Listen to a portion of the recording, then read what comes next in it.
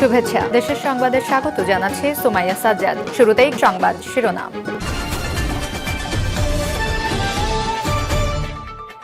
জানিয়ে দেব সবশেষ আপডেট বাংলা সংবাদ। শুরুতেই শিরোনাম।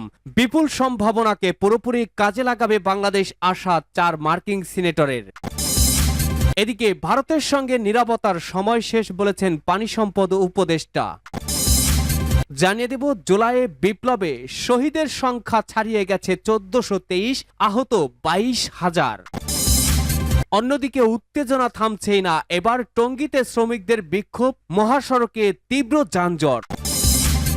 জানিয়ে দেব সাবেক সংসদ সদস্য হাসান মাহমুদের ঘনিষ্ঠ হওয়ায় সাইমন সরোয়ার কমল কক্সবাজারে গড়ে তোলেন তার নিজস্ব এক টর্চার সেল। নির্যাতিত করা হয়েছিল হাজারো মানুষকে, এবার মুখ খুলতে শুরু করেছেন সকলেই। তার ইশারায় চলত প্রশাসন। এবং সর্বশেষ জানাবো ভারতের ইলিশ রপ্তানি বন্ধে আইনি নোটিশ। শুনছিলেন সংবাদ শিরোনাম, এবারে বিস্তারিত।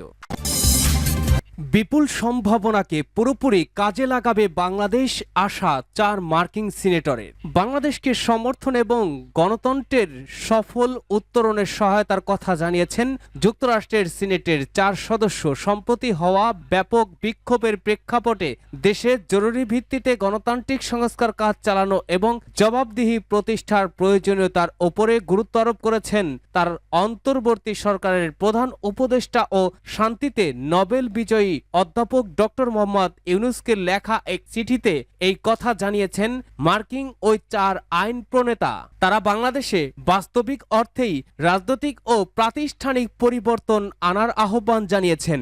গত শুক্রবার মার্কিন কংগ্রেসের উচ্চকক্ষ সিনেটের পররাষ্ট্র সম্পর্ক বিষয়ক কমিটির ওয়েবসাইটে এই চিঠি প্রকাশ করা হয়। চিঠিতে সই করা আইন প্রণেতারা হলেন এই কমিটির প্রধান ও senator Ben Cardin, senator Chris Murphy, Chris Van Hollen ও জেব মার্কলে।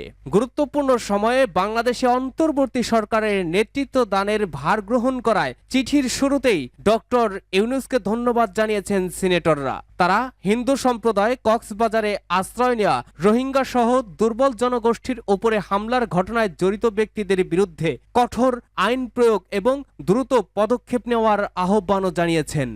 ভারতের সঙ্গে নিরাপত্তার সময় শেষ বলেছেন পানি সম্পদ উপদেষ্টা। পরিবেশ, বন ও জলবায়ু পরিবর্তন মন্ত্রণালয় এবং পানি সম্পদ মন্ত্রণালয়ের উপদেষ্টা সৈয়দা রিজওয়ানা হাসান বলেন, সময়টা শেষ হয়ে গেছে। সরকারি পর্যায়ে যদি কোনো নীরবতা থেকে থাকতো, নিষ্ক্রিয়তা থেকে থাকতো, এই দিনটা শেষ হয়ে গেছে। রবিবার 22 সেপ্টেম্বর সকালে ফেনীর পরশুরামপুরের মির্জানগরের নিজ কালিকাপুরের ভারতের সীমান্তরক্ষী বাহিনী কর্তৃক কেটে দেওয়া বল্লার মুখ বাঁধ দেখতে এসে উপদেষ্টা এসব কথা বলেন। এ সময় সৈয়দা রিজওয়ানা হাসান আরো বলেন, নদীর পানি শুধু রাজনীতি নয়, এটা কূটনীতি ও অর্থনীতিও। জনগণের চশমা দিয়ে সমস্যা দেখতে এসেছি, জনগণের কাছে জানতে এসেছি তারা কি সমাধান চায়। স্থানীয় জনসাধারণ বলেছে প্রতিবেশী দেশ বাঁধ কেটে দেওয়ায় তারা বন্যায় চরমভাবে ক্ষতিগ্রস্ত হয়েছে। এই সময় ফেনীর জেলা প্রশাসক মুসাম্মাদ শাহিনা আক্তার, পুলিশ সুপার হাবিবুর রহমান সহ সরকারি কর্মকর্তারা উপস্থিত ছিলেন। বিকালে সাম্প্রতিক বন্যায় ভাঙন করণীয় বিষয়ে জেলা প্রশাসনের কার্যালয়ে গণশুনানিতেও অংশ নেন তিনি। জুলাই বিপ্লবে শহীদের সংখ্যা 1423, আহত 22,000। প্রথমে কোটা সংস্কার এবং তারপর সরকার পতনের আন্দোলনকে কেন্দ্র করে গত জুলাই ও আগস্টে বাংলাদেশে ঘটে যাওয়া ঘটনায় শহীদ ও আহতদের সর্বশেষ তালিকা জানালেন স্বাস্থ্য বিষয়ক কেন্দ্রীয় উপকমিটির সদস্য সচিব এবং বৈষম্য বিরোধী ছাত্র আন্দোলনের কেন্দ্রীয় সমন্বয়ক তরিকুল ইসলাম। এক ভিডিও বার্তায় তিনি জানিয়েছেন, জুলাই বিপ্লবে শহীদের সংখ্যা 1423 জন। এ বিষয়ে একটি পূর্ণাঙ্গ তালিকা খুব দ্রুত করা হবে। শুক্রবার রাত 11:30টার দিকে ফেসবুকে তিনি এ ভিডিও পোস্ট করেন। তরিকুল ইসলাম বলেন, জুলাই বিপ্লবে শহীদের সংখ্যা 1423 জন, তবে এই সংখ্যাটা কম বেশি হতে পারে। আমরা একটি পূর্ণাঙ্গ তালিকা খুব দ্রুত করতে সক্ষম হব। আহতদের নিয়ে কাজ করাটা খুব দুরূহ, কারণ এই সংখ্যাটা বিপুল। আমাদের কাছে এখন পর্যন্ত 22,000 আহত মানুষের তালিকা আছে, তবে এর সঙ্গে সংযোজন বিয়োজন হবে। এই সমন্বয়ক আরো জানান, আন্দোলনে গিয়ে পঙ্গু বা অঙ্গহানি হয়েছে এমন মানুষের সংখ্যা 587 জন। গুলি লেগে আংশিক বা সম্পূর্ণ দৃষ্টিশক্তি হারিয়েছেন 685 জন। তাদের মধ্যে 92 জন চোখেই গুলি খেয়েছেন বা দুই চোখই তাদের নষ্ট হয়ে গেছে। এদিকে গণ অভ্যুত্থানের শহীদের প্রত্যেক পরিবার এককালীন 5 লাখ টাকা এবং আহত প্রত্যেক ব্যক্তি প্রাথমিকভাবে সর্বোচ্চ 1 লাখ টাকা করে পাবেন। আগের সিদ্ধান্ত অনুযায়ী আহত ব্যক্তিদের চিকিৎসার খরচ স্বাস্থ্য মন্ত্রণালয় দেবে। বুধবার জুলাই শহীদ স্মৃতি ফাউন্ডেশনের কার্যনির্বাহী কমিটির প্রথম সভায় এই সিদ্ধান্ত হয়েছে।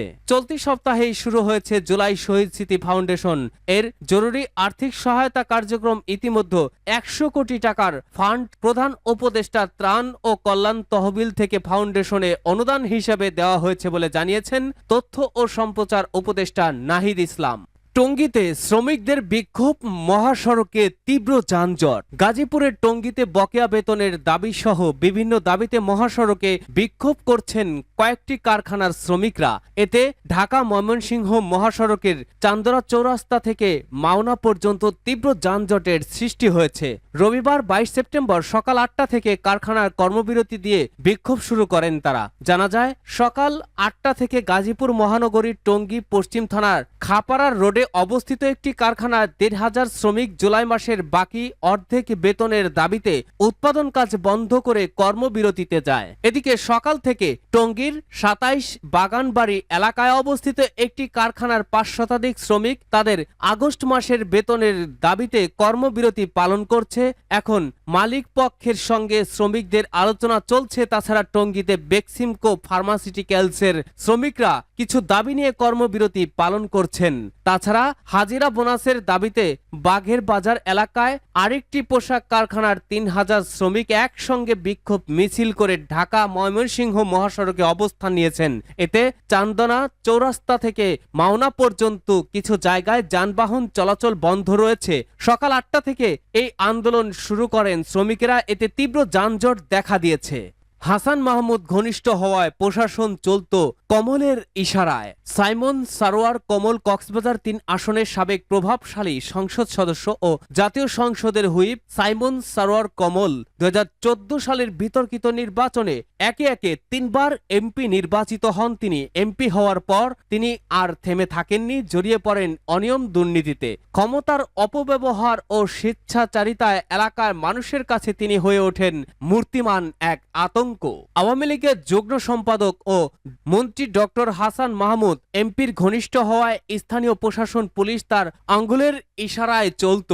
এলাকায় তার কথাই যেন আইন। রামু মণ্ডলপাড়া স্থ নিজের বাসভবনের 2য় তলায় তৈরি করেন টর্চার সেল। সেই ছেলে কুখ্যাত সন্ত্রাসীদের দিয়ে প্রতিপক্ষ লোকজনকে শায়েস্তা করা হতো। মতের বাইরে গেলেই ধরে নিয়ে গিয়ে কমলের টর্চার সেলে করা হতো অমানসিক নির্যাতন। তার ইচ্ছার বিরুদ্ধে গেলে বিরোধী দলের লোকজনের পাশাপাশি নিজ দলের নেতাকর্মীদেরকেও অত্যাচার নিপীড়ন করতে দ্বিধাবোধ করতেন না। মৃত্যু প্রতিবাদেও ধ্বংস হয়ে যেত অনেকের ভবিষ্যৎ। 5ই আগস্ট আওয়ামী লীগ সরকার পতনের পর সংসদ কমল আত্মগোপনে চলে গেলে মুখ খুলতে সাহস করেন নির্যাতনের শিকার অসংখ্য ভুক্তভোগী। দীর্ঘদিনের ভয় কাটিয়ে তারা তুলে ধরেন তাদের কার্যত জিম্মি দশার কথা। রামু উপজেলা বিএনপির দপ্তর সম্পাদক আবুল কাশেম বিরোধী রাজনীতির সঙ্গে সম্পৃক্ত থাকায় তার উপরে ক্ষিপ্ত ছিলেন হুইপ কমল। তার সন্ত্রাসীরা দাগী আসামির ন্যায় 2 হাত রশিতে বেঁধে পশুর ন্যায় টানতে টানতে আবুল কাশেমকে কমলের টর্চার সেলে নিয়ে যায়। সেখানে কমল ও তার সন্ত্রাসীদের মাধ্যমে তার ওপর অমানসিক শারীরিক নির্যাতন চালানো হয়। হুইপ সাইমন সারোয়ার কমলের টর্চার সেলে নির্যাতনের শিকার রামু উপজেলা তাঁতি লীগ নেতা মোহাম্মদ শাহজালাল কান্না জড়িত কণ্ঠে বলেন, বিগত উপজেলা নির্বাচনে সাবেক সংসদ সদস্য কমলের সমর্থিত প্রার্থীর পক্ষে ভোট না করায় ফোন করে কমলের বাসায় ডেকে নিয়ে গিয়ে প্রায় 15 মিনিট বিরতিহীনভাবে শাহজালালকে পিটিয়ে রক্তাক্ত জখম করে কমল ও তার গুন্ডা বাহিনী। এরকম অসংখ্য নির্যাতনের হাজারো রাজনৈতিক ব্যক্তিত্ব ও সাধারণ জনতা এখন মুখ খুলতে শুরু করেছে। থানায় প্রতিকার চেয়েও তখন কোনো প্রতিকার পাওয়া যায়নি। থানা চলতো ওই কমলের আঙ্গুলের ইশারায়। ভারতে ইলিশ রপ্তানি বন্ধে আইনি নোটিশ। ভারতে ইলিশ রপ্তানি বন্ধে ব্যবস্থা নিতে সরকারকে অনুরোধ করে আইনি নোটিশ পাঠিয়েছেন সুপ্রিম কোর্টের এক আইনজীবী। রোববার 22 সেপ্টেম্বর সুপ্রিম কোর্টের আইনজীবী মোহাম্মদ মাহমুদুল হাসান এই নোটিশ পাঠিয়েছেন বাণিজ্য মন্ত্রণালয়ের সচিব, মৎস্য ও প্রাণী সম্পদ মন্ত্রণালয়ের সচিব, জাতীয় রাজস্ব বোর্ডের চেয়ারম্যান ও আমদানি রপ্তানি কার্যালয়ের প্রধান নিয়ন্ত্রক বরাবর এই নোটিশ পাঠানো হয়েছে। এছাড়া আইনি নোটিশে পাওয়ার 3 দিনের মধ্যে ভারতে ইলিশ রপ্তানি বন্ধে প্রয়োজনীয় ব্যবস্থা নিতে নোটিশে অনুরোধ করা হয়েছে। অন্যথায় এ বিষয়ে ব্যবস্থা নিতে হাইকোর্টে রিট পিটিশন দায়ের করা হবে বলে জানিয়েছেন আইনজীবী।